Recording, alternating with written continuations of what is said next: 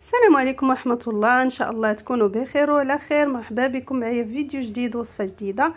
الوصفه كما كتشوفوا غادي اليوم ان شاء الله نوجد معكم السردين، اللي بصراحه احسن طريقه كتعجبني هي هذه الطريقه المغربيه بالشرموله بالربيع والعطريه والكمون والحامض. الصراحه ولا اروع. نديروا بواحد الطريقه اللي غتبقى صحيه، ما غاديش نقليوه نهائيا في الزيت وما غاديش تحتاجوا نهائيا الزيت بزاف، غادي نديروه فقط في الفران. وخليكم معايا تعرفوا على طريقه التحضير. ونبداو على بركه الله. هنا اول حاجه غادي ناخذ واحد الاناء نوجد فيه الشرموله ديالي. هنا حكيت واحد 3 ديال الضروسات كبار ديال الثومه. وهنا غتبان لكم هاد الاضافه ديال الفلفله، غير جربوها البنات، فلفله حلوه ماشي حاره. بالنسبه للبنات اللي كيعجبهم الحار ديروها حاره ماشي مشكل، حكوها بهذه الطريقه هذه. راه كنستعملوا غير شويه.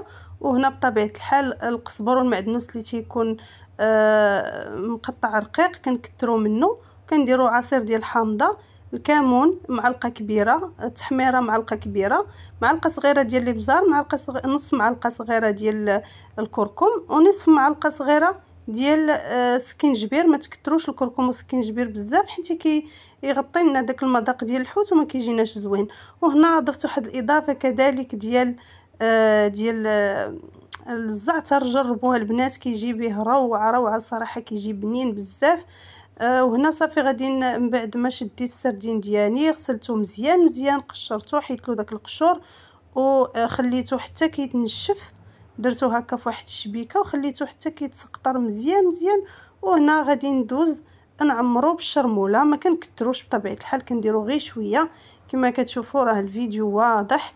كنحاولوا هكذا داك البره حتى هو ندهنوه واحد شويه بالشرموله، وكنديروا الشرموله من الوسط وكنعاودوا نحطوا السردينه من الفوق باش كنغطيو صافي. وكنحطوا راه الطريقه معروفه، راه ما كاينش اللي ما كيعرفش الطريقه هذه.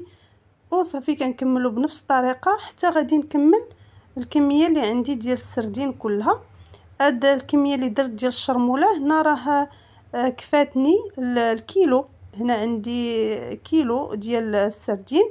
صراحه هاد السردين الصغير كيجي بنين بزاف البنات. يعني الا لقيتو يعني تختاروا ما بين الكبير والصغير خذوا الصغير، راه كيجي بنين صافي. هنا كما كتشوفوا اسهل طريقه هي هذه، باش يعني كتوزعوا ديك الشرموله ديالكم بشكل متساوي ويقدكم على السردين ديالكم كامل صافي. هنا كنخليه كنحطو في جنب وكندوز كنوجد الدقيق اللي غادي ندوز فيه السردين ديالي. هنا واخا ما غاديش نقليه، راه غادي ندوزو في شويه ديال الدقيق اللي هو الفورس. غادي نكهو بطبيعه الحال بشويه ديال التحميره، شويه ديال الابزار، شويه ديال الكمون، وشويه ديال الملحه فقط صافي.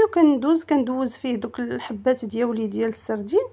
كما كتشوفوا كيكون الشكل ديالهم هكذا على شكل الساندويتش صافي. كنكمل الكميه عندي كلها اللي عندي. وهنا غادي ندوز ناخذ واحد اللاطه، ضروري تفرشوها البنات هكذا بورق الطبخ.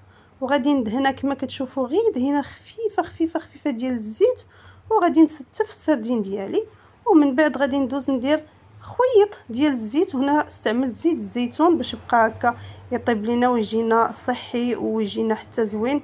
وصافي غندخلو الفران البنات. ضروري يكون الفران درجه حراره اللي تكون شويه عاليه. انا درتو على درجه حراره 200 دوغري هنا. ودخلته باش ما يجيكمش البنات ناشف ويعصعص لكم هكا، دغيا كيطيب كيتحمر وكيجي مقرمش وبنين واحد الدرجه ما تصوروش. انا من نهار جربت هاد الطريقه البنات راه ما بقيتش نهائيا كنقلي السردين ديالي. وفي نفس الوقت كتكونوا يعني هكذا مأكدين بانكم غادي تستافدوا من الفوائد كلها ديال السردين اللي معروفه مزيان بزاف للصحه، وفيه فيتامينات اللي خصوصا هكذا الوليدات الصغار. ونضمن لكم ان الوليدات الا درتوه بهذه الطريقه واخا يكونوا ما كيبغوش ياكلوا لكم السردين غادي ياكلوه. وكما كتشوفوا رافقته هنايا بالسلطه الفلفله مشويه المعروفه هكذا ببصيله وشويه الخيار ومطيشه. يعني كنكثروا فيها هكذا الزيت العود باش كتجينا بنينه صافي. وهنا كيكون سالينا الفيديو ديال اليوم. نتمنى يرق اعجابكم. الى اللقاء فيديو جديد ان شاء الله.